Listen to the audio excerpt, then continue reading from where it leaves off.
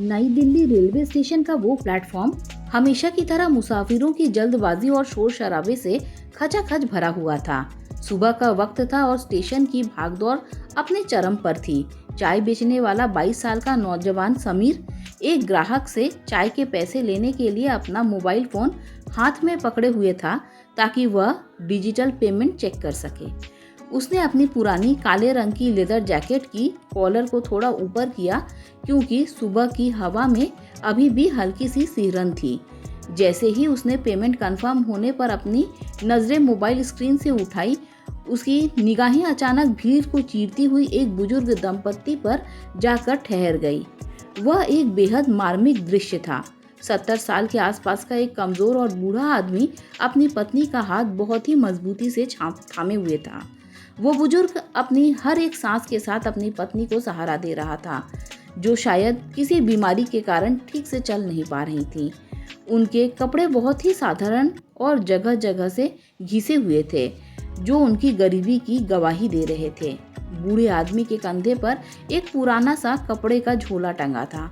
वो दोनों भीड़ से बचते हुए धीरे धीरे चले और प्लेटफॉर्म के एक शांत किनारे पर जाकर लोहे के एक ठंडे बेंच पर बैठ गए।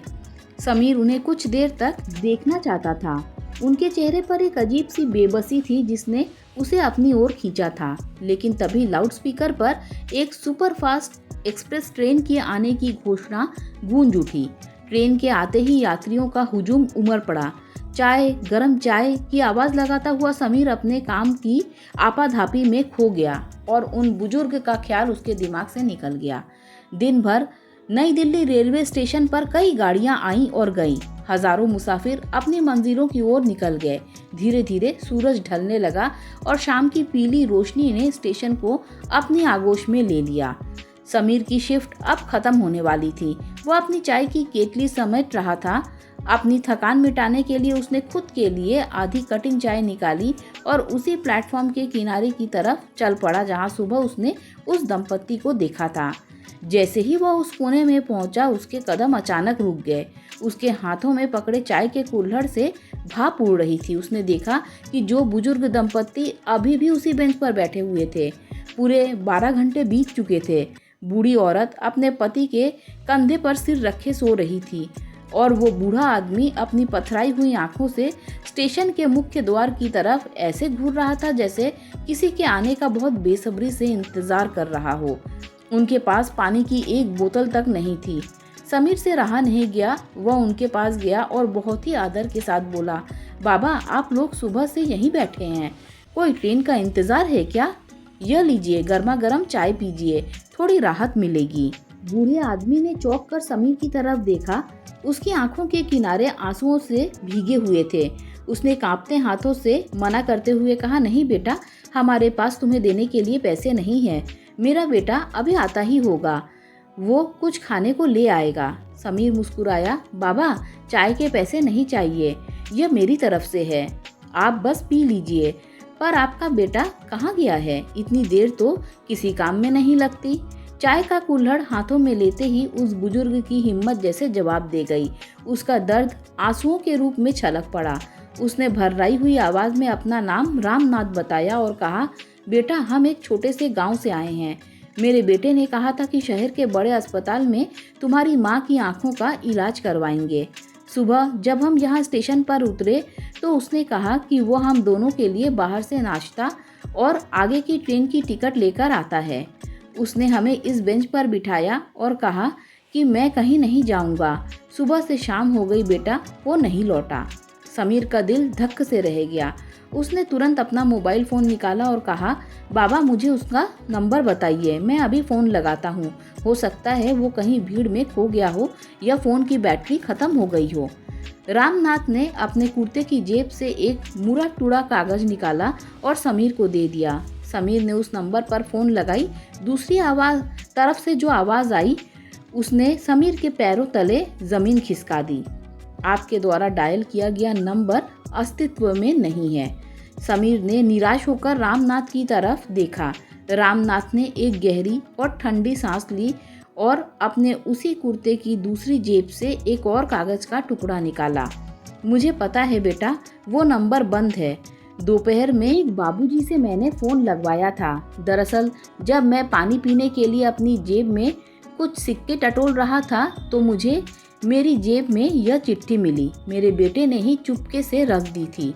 समीर ने वो चिट्ठी पढ़ी। उसमें लिखा था, बाबूजी मुझे माफ़ कर देना, मेरी आमदनी इतनी नहीं है कि मैं अपना घर भी चला सकूं और आप दोनों के इलाज और बुढ़ापे का खर्च भी उठा सकूं।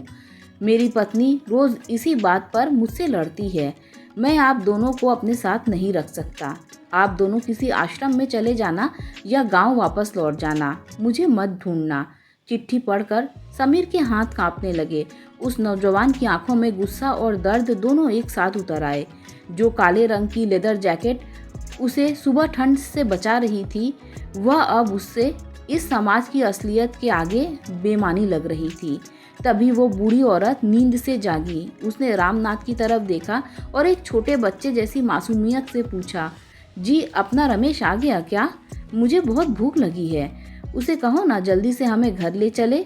रामनाथ जी जल्दी से अपने आंसू पोंछे और अपनी पत्नी के गालों को सहलाते हुए एक झूठी लेकिन दुनिया की सबसे पवित्र मुस्कान के साथ कहा, हाँ भाग्यवान, वो बस रास्ते में ही है। शहर का ट्रैफिक बहुत है ना, इसीलिए थोड़ा वक्त लग रहा है। तू चिंता मत कर, हमारा रमेश हमें कभी छोड़कर नहीं जा सकता। समीर, जो खुद बचपन से एक अनाथ था, जिसने कभी अपने माता पिता का चेहरा नहीं देखा था, उसके लिए यह बर्दाश्त से बाहर था। एक तरफ वो था जो अपनों के लिए तरसता था और दूसरी तरफ रमेश था जो अपने भगवान रूपी माता पिता को इस भीड़ भरे स्टेशन पर लावारिस छोड़कर गया था।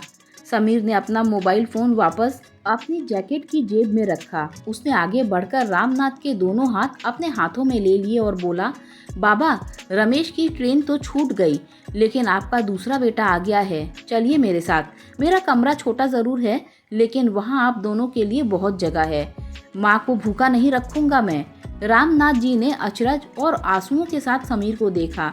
उस शाम नई दिल्ली रेलवे स्टेशन के उस भीड़ भरे प्लेटफॉर्म पर इंसानियत का एक ऐसा फूल खिला था जिसकी महक से खून के रिश्तों की बदबू को हमेशा के लिए पीछे छोड़ दिया था।